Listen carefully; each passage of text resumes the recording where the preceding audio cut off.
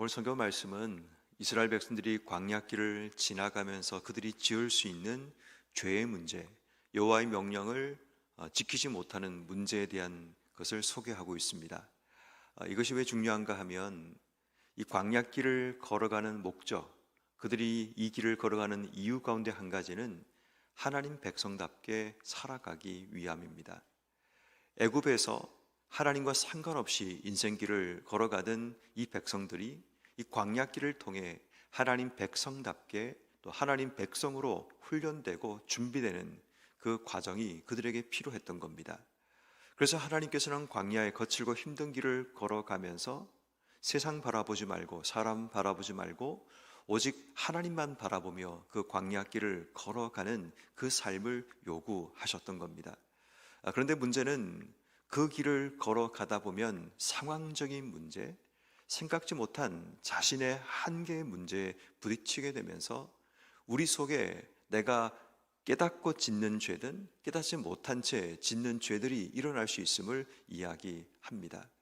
결국 그 죄의 문제는 이스라엘 백성들을 굉장히 심각한 문제로 이끌 수 있게 되고 또 지금까지 오늘 15장을 읽는데 14장까지를 보게 되면 이스라엘 백성이 광야길을 걸어가면서 그들이 부지중에 짓든 고의로 짓든 그들의 죄악들로 인해 그들의 삶이 하나님의 진노와 심판을 받았던 기록들이 너무나 많이 기록되어 있습니다.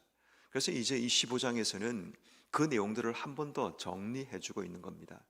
백성들이 이 광야길 가운데 하나님 명령을 지키지 못한 이 죄에 대한 부분을 어떻게 해결할지에 대한 부분을 소개하고 있는데, 광야길을 걸으면서 우리가 무슨 죄를 짓겠느냐라고 얘기할지 모르지만 광야길을 걷기 때문에 그들이 지을 수 있는 죄가 있음을 우리에게 말하고 있습니다. 특별히 오늘 성경 말씀은 크게 두 가지로 구분합니다. 하나는 부지중에 지은 죄, 또 하나는 고의로 지은 죄에 대한 부분입니다.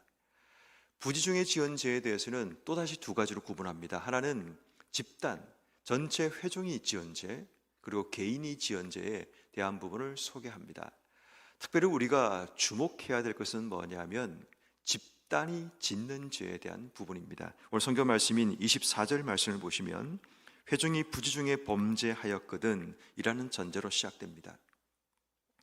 회중이 부지중에 범죄했다는 것은 어떤 의미에서 그들의 관행과 그들의 전통을 통해 지었던 죄를 의미합니다. 무슨 말인가 하면 집단이 그들이 행하고 있는 죄에 대해서 자각하지 못함을 통해 죄라고 생각하지 않고 행했던 수많은 것들이 있다는 겁니다. 오랜 기간 동안 함께 살아가면서 그들 안에 가졌던 전통, 또 그들 안에 가졌던 이 관례와 같은 이런 것들이 잘못된 줄 알면서도 반복하면서 행동했던 그러한 관례와 전통의 죄를 어떤 의미에서는 다루고 있는지 모릅니다. 우리 입장에서는 문제가 되지 않습니다. 우리 입장에서는 지극히 당연하고 지극히 아무런 문제가 없는 겁니다. 그런데 이것이 하나님 보시기에 범죄가 된다라는 거죠. 그런 의미에서 우리는 우리의 집단과 우리의 공동체 가운데서 혹여나 우리가 알지 못한 채 당연하게 생각하며 지었던 죄에 대한 부분을 생각해야 됩니다. 예를 들어 이런 거죠. 그러니까 예전에 로마 같은 곳에서는 또 노예들로 하여금 서로 싸우게 하는 그런 이 콜로세움 이런 데서 서로 싸우게 하는 그런 일들이 일어나게 되죠. 짐승과 사자와 싸우고 그렇게 해서 사람들이 그 일을 통해 쾌감과 즐거움을 느끼는 그런 일들이 있었죠. 그들은 집단 속에서 당연히 행해왔던 일이었기 때문에 그게 문제라고 생각하지 않는 겁니다. 스페인 같은 곳에서는 투사들이 투를 하죠. 그러니까 이 투를 하면서 소를 이제 죽이는 일들이 일어나는데 그 일들이 처음에는 그들이 한 번도 잘못되었다고 생각하지 않습니다. 그런데 최근 들어서 이제 동물 애호가들이 거기다 문제를 제기하면서 이제 스페인 같은 경우도 투가 점점 사라지고 있는 그런 상황이라는 그런 기사를 본 적이 있습니다.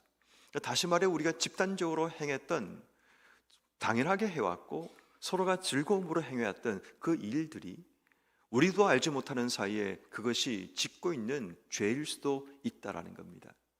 다시 말해 중요한 것은 집단이 지을 수 있는 우리가 관례적으로 전통적으로 행했던 그것이 죄가 될 수 있다는 사실을 깨닫는 지혜, 이 자각이 우리에게 필요합니다. 다시 말해 회종이 부지 중에 지은 죄라는 것은 전혀 사람들이 이 부분을 죄로 자각하지 못할 수 있는 죄를 의미하기 때문입니다. 그러므로 우리는 우리 대한민국이라는 이 공동체 사회 가운데 우리가 한 민족이라고 불려지면서 우리끼리는 서로 통용되고 서로 용납되었던 수많은 죄악들이 우리 안에 있을 수 있음을 기억해야 합니다.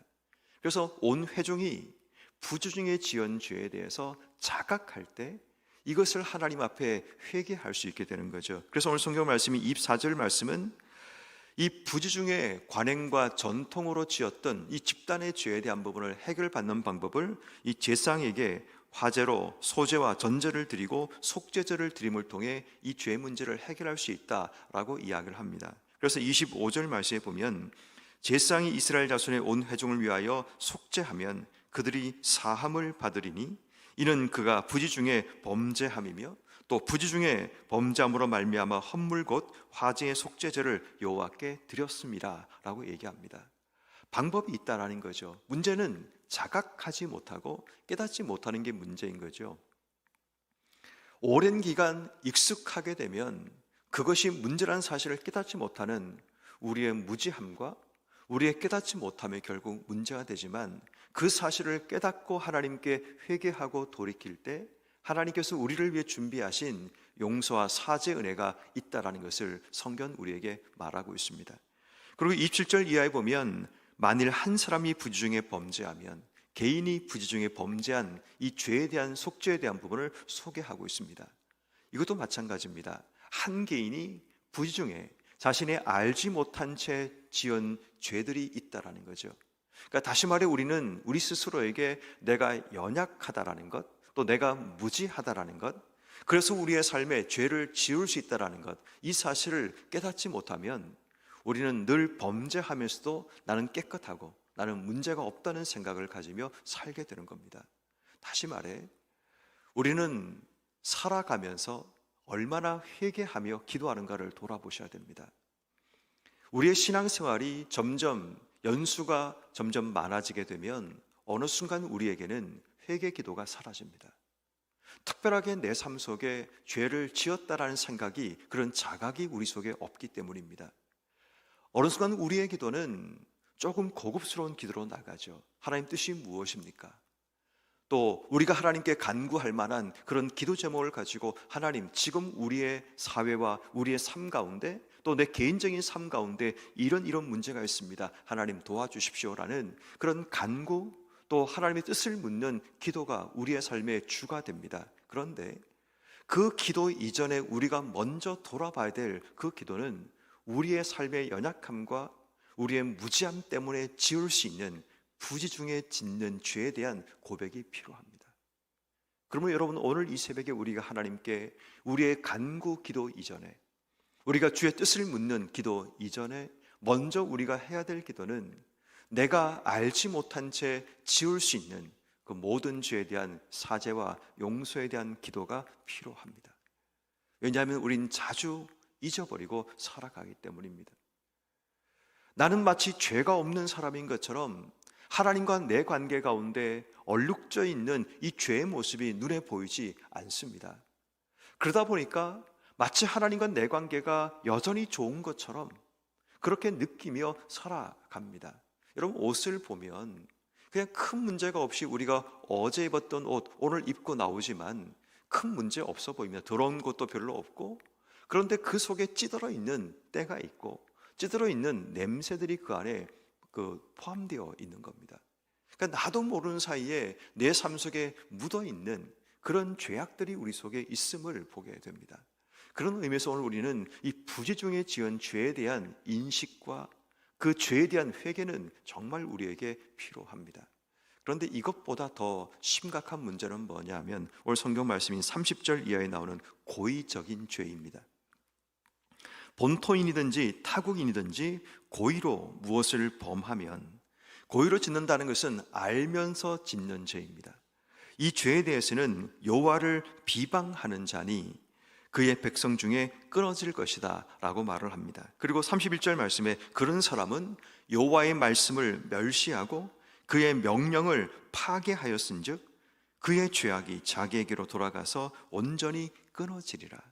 고의적인 죄의 결과는 끊어지는 하나님의 심판을 말씀하십니다.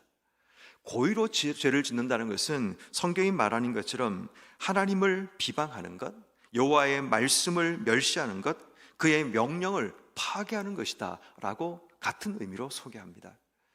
우리가 하나님 말씀을 고의로 범죄한다는 것은 결국 알면서도 내 뜻을 따라 내가 원하는 이익을 쫓아 우리의 삶이 살아가는 것을 의미합니다.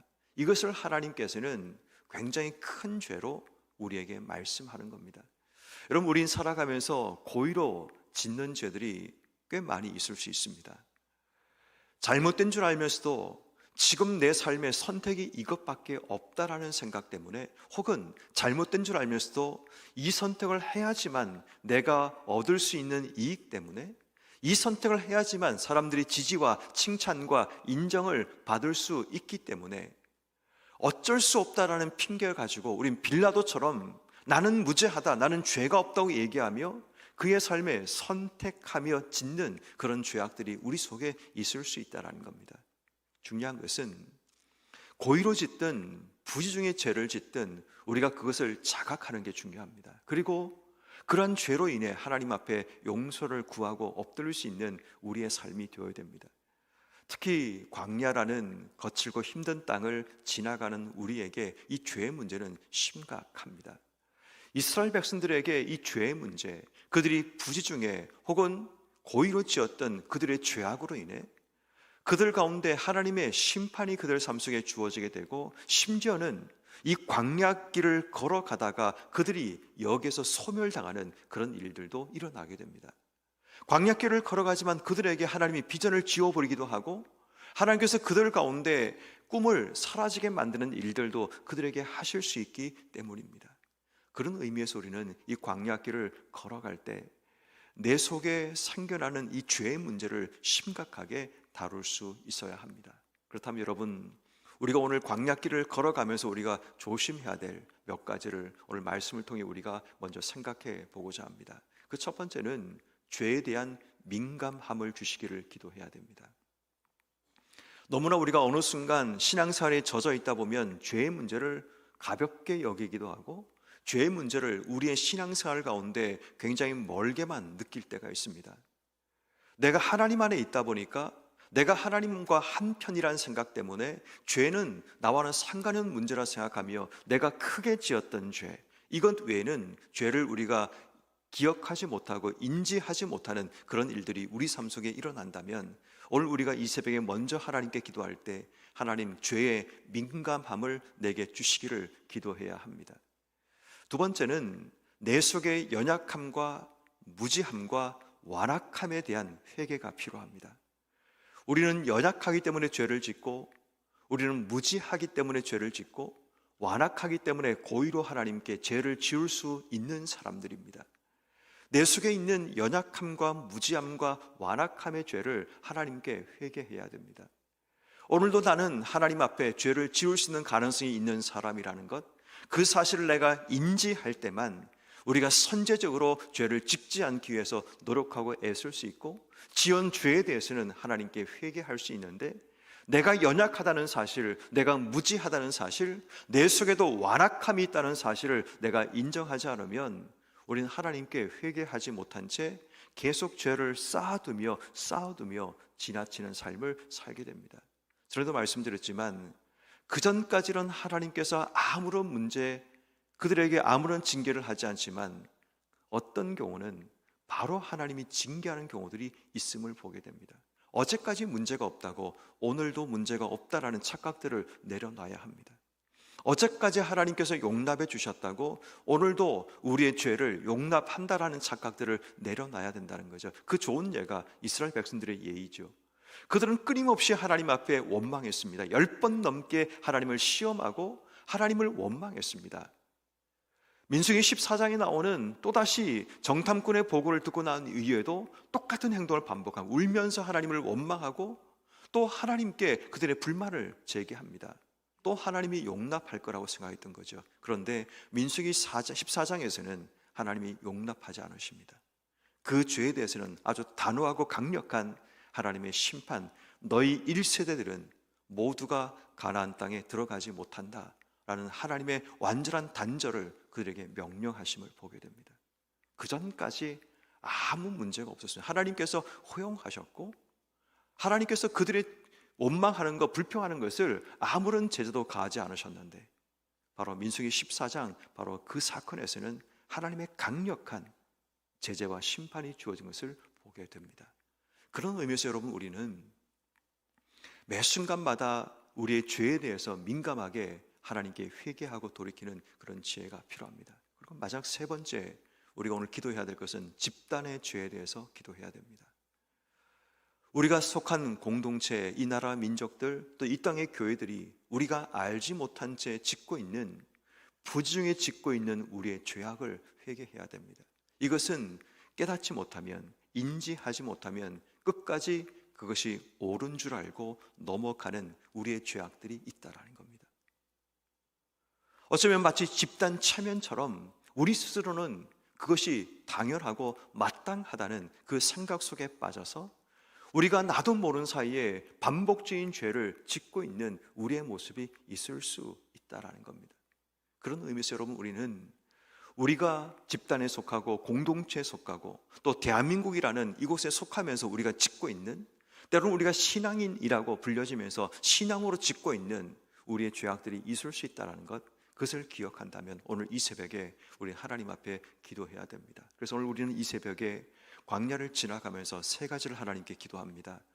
죄에 대한 민감함을 내게 주시기를 기도해야 되고, 내 속에 있는 연약함과 무지함과 완악함의 죄를 하나님께 회개하고, 내가 속해 있는 가정, 교회, 이 나라, 민족, 공동체, 집단의 죄를 하나님께 고백하면서 우리가 부지중에 혹은 고의로 지었던 우리의 모든 죄를 용서해 주시기를 기도하는 오늘 이 새벽이 되기를 주의 이름으로 축원합니다.